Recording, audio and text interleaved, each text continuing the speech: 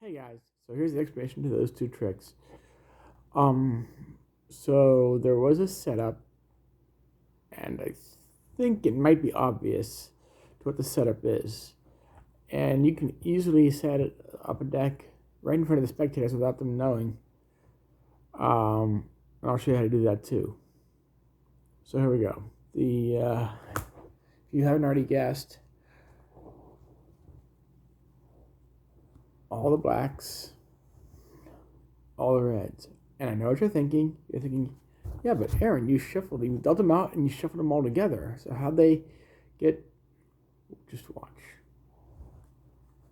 So it doesn't matter whether the reds are on top or the blacks are on top. It doesn't really matter. You just gotta remember what's where. That's all. In this case, we have the blacks on the bottom. Just deal them out, and what's gonna end up happening is you're gonna have blacks on the bottom, and at some point there's gonna be a separation. It's gonna be like blacks and then red. Red's gonna be on top.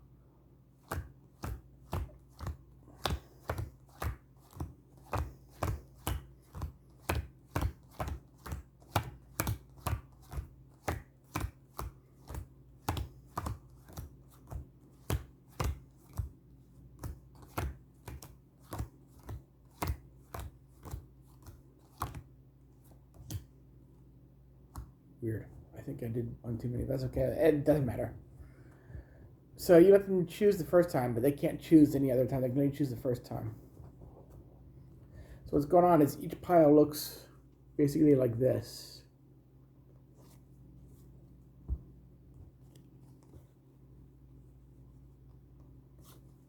Or if you had it the other way, then it's going to look, and you got blacks on the bottom and reds on top. But anyway, each pile is going to look exactly the same.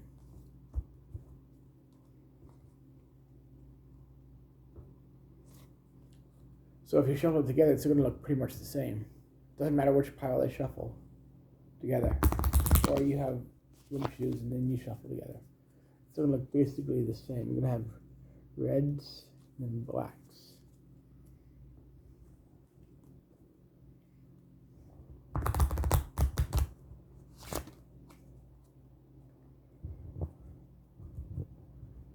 So again, blacks and reds are going to be at the bottom.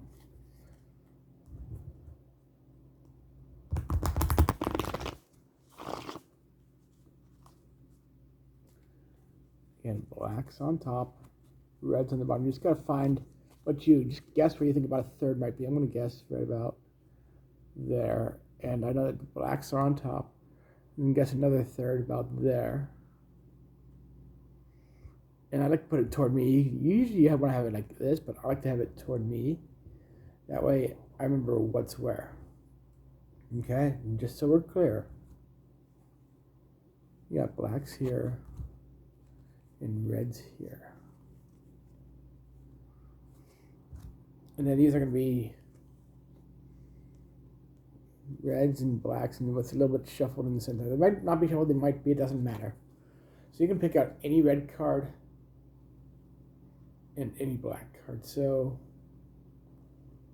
I like to go with some in the middle. So I'll go with the 4 clubs and the 2 of diamonds. So what I do is I just say I'm gonna rub the 2 cards at the same time here. Then I'll rub one here, rub there, and they say I tell them that the cards act as magnets. They pull the cards, separate the cards for you. And that's exactly what happens. You show all the black cards here, all the red cards there. People want to look at these, just say they find them mixed up, and just say, "Oh, it doesn't matter because that's that." Just make up something that sounds correct, but that part doesn't really matter. So you can just toss it away, pocket it if you want to, even so one has a reason to even ask about that. So I'll tell you to the first one. Second one, exactly the same setup. Blacks, reds, separate. It doesn't matter whether the red's on top or the black's on top. Now you're gonna have a deck of 52 playing cards usually. I only have 50, so I count to 23, and Don't you think, wait, 23? Why are you counting? Why does the number involve counting? And I'll tell you why in just a minute. But you're going to count to 24. What you're going to do is, so there are 52 cards in your pack. There's only 50 in mine, so I'm subtracting, first of all, so for me, 50 minus 2 is going to be 48, because I'm taking out 1. And 2. And 23 and 23 is 46, because I'm taking out another 2 instead of 48.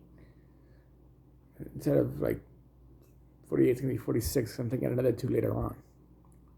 So that makes sense. That's why I'm counting 23, because it's only half. And I'm going to have to be left with 1 of the opposite card. Now, it doesn't matter how they deal out the cards. They're going to have all blacks here and all blacks here. And I'm just thinking, how did I show blacks here and reds here? I'll get there. Don't worry. I'll get there. And it's going to be the exact opposite. When you switch them, you're going to have all reds here and all reds here. And again, how did I switch them? We'll get there. Don't worry. I promise.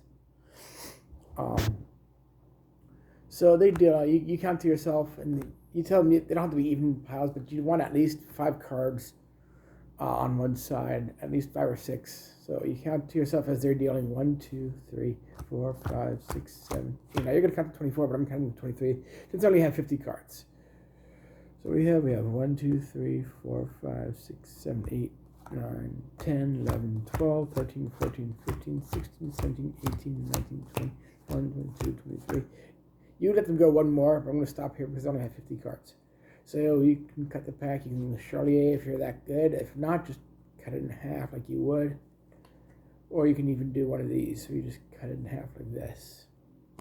Or if you really want to, you can be funny and do a false cut, but there would be no point in that. So you go through and you find, I actually didn't count correctly, but there was one extra. But you want to just, I forgot to have them deal. But you want them to have just 1 black card amongst the red or 1 red card amongst the blacks. I don't know where it is, but let's see if we can find it here. You don't actually show them this. This is what you're seeing only. So there's your black card. You pretend to look for a black card. That just doesn't matter which one you choose, but it actually does because it's the only one left over. So these are the blacks here. Let me show you. These are the blacks here. So you say, I'm going to switch them around. So you pull out what they believe is a random black card. It's the only black card left. You say, I'm going to put the blacks over here now. And any red card, since they're all red, doesn't matter which one you choose. Or here. So you're going to have reds here and blacks here. Now this pile is going to be correct. This pile is going to be incorrect. And I'll show you how to fix that.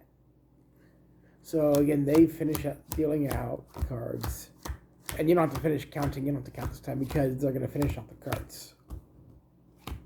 You just have to know which side is the correct side. I'll show you what I mean by that. So now if I already flip these over, this would be incorrect. So I can't do that. So I start off by actually gathering these all together. I push them together to get one big pile. But before I do that, I actually talk to them, to try and take the mind off of like which half is which, if that makes sense to you. I say, well, you could have dealt, slowly. You just had to deal fast. Maybe you dealt fast and you could have gone slowly. You didn't even think, or maybe you did. And I gather these together. I say, okay, well, let's start with this one. So now the red cards that are on top of the black are now going on top of the red. So you see, look, there's 1, there's 2, there's 3, there's... And you can do this dramatically slowly or whatever you want to do, and you stop with the black card. Set these down, and you can either do the other red cards down here, or you can do the black cards up here. I like to do the other black cards up here. Stick with one side and then the other. And go back to one side and the other. It's all up to you. So you just flip these over. You don't gather the whole thing like you did on the other side. You just gather the half. And you start dealing them. And you show that these are the blacks. Excuse me. and then get to the red card, flip these over, and show that they're all red, or however you want to do it. Is you can flip them over one by one, and you can do the same thing over here. You can either flip them over all together, or you can flip them over one by one dramatically, whatever you want to do, and show that they are all separate. I hope you all enjoyed that, and I'll see you all, hopefully not so long in the future, next time. Bye for now.